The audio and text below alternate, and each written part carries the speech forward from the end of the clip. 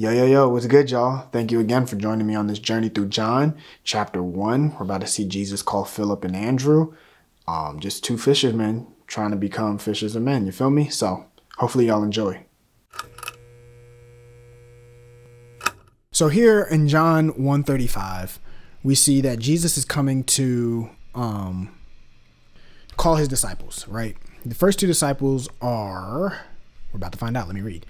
The next day again, John was standing with two of his disciples, and he looked at Jesus as he walked away and said, "Behold, the Lamb of God." The two disciples heard him say this, and they followed Jesus. Jesus turned and saw them following and said to them, "What are you seeking?"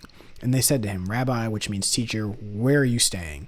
He said to them, "Come and you will see." So they went and came and saw where they were staying, and they stayed with him for that day. It was about the 10th hour.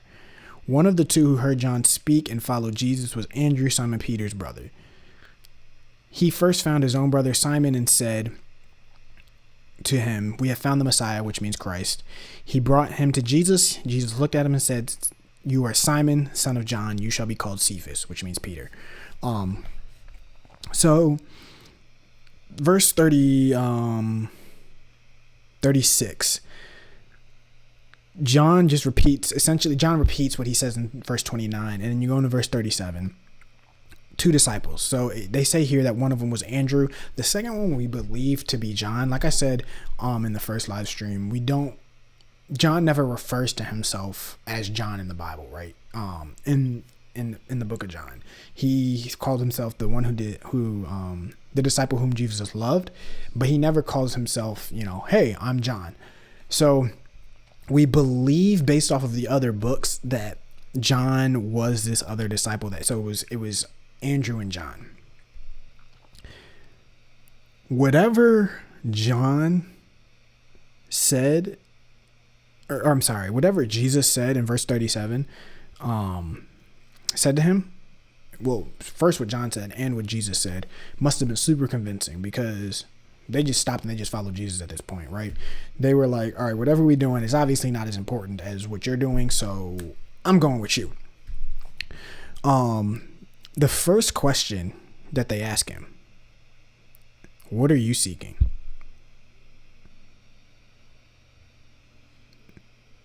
Very interesting, right? The reason I say it's very interesting is because at this point, again, this was the day after Jesus got baptized. Jesus ain't done no miracles yet. He ain't healed nobody yet. He ain't even preached yet. Like, they literally just followed him based off of what John said. And so he's asking them, "Hey, what are you seeking?" And they said to him, "Teacher," or "Rabbi, where are you staying?" So they didn't even answer his question.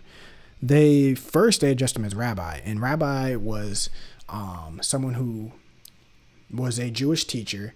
You had students who followed them, and this wasn't like in class where you go and you sit down and you listen to your teacher. No, these were students who followed the teacher. Like, what the teacher did, the students did, and they were learning everything from these teachers. So for them to just meet him and call him Rabbi, they knew that, hey, this man is different. I need to treat him as a teacher. And so that's the first thing that we see. The second thing that we see is they didn't even answer his question, right? They said, "What are you seeking?" Well, they didn't directly answer it. They answered it by asking another question. He says, "What are you seeking?" They said, "Rabbi, where are you staying?"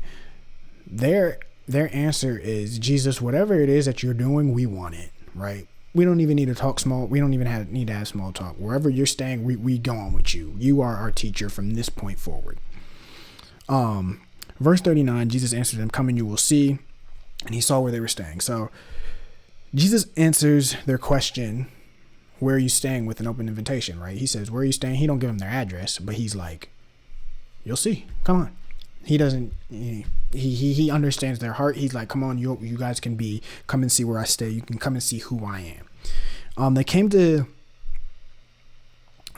his house, but this was not like a, "Oh, you can have a nice crib. All right, bye." Like, they stayed until the 10th hour. The 10th hour was late in the day. If you know the Jewish clock, it starts at 6 a.m. And so 6 a.m., 7 a.m. is first hour, second hour, third hour, fourth. So 10 p.m. would be, the 10th hour is afternoon, late afternoon. They were around, it was probably, so let me do math real quick. 4 p.m., right? So mid to late afternoon. The Jewish day started and ended at sundown.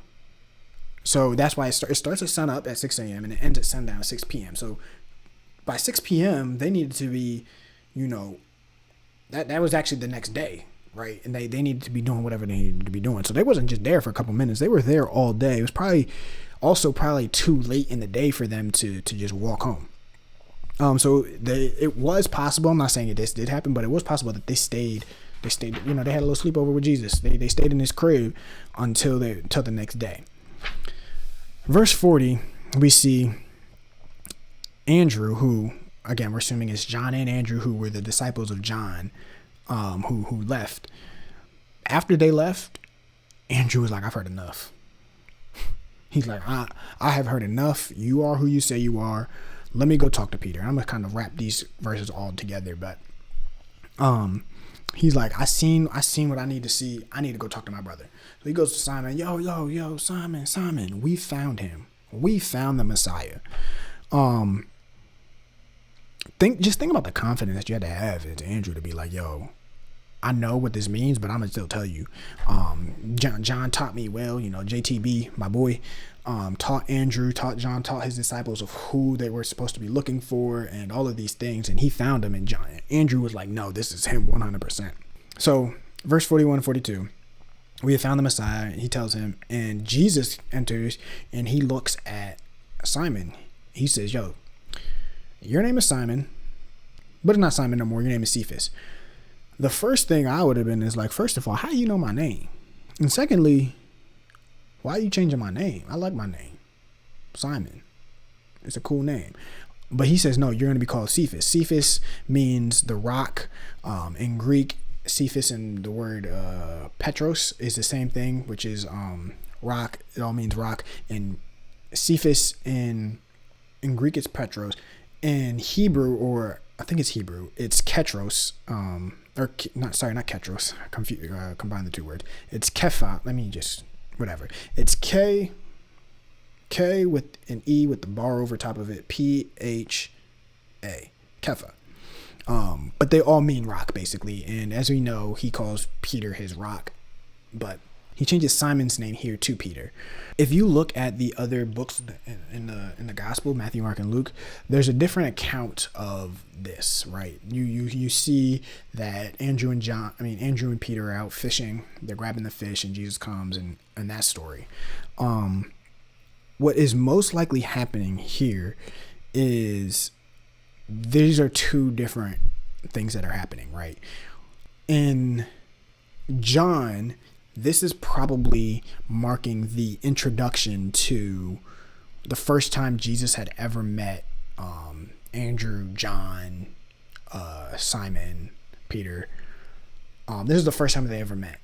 The other accounts in the Gospels is probably after they had already met, but this is the official call for them to go follow him. So he says, drop your nets, follow me. It's two different accounts that are happening. When they happened, which day, I don't know all that, but it's two different accounts happening. It's not one Bible. Matthew saying it happened like this and John saying it happened like this. One is the introduction, the other one is the call. So just keep that in mind when you're moving forward.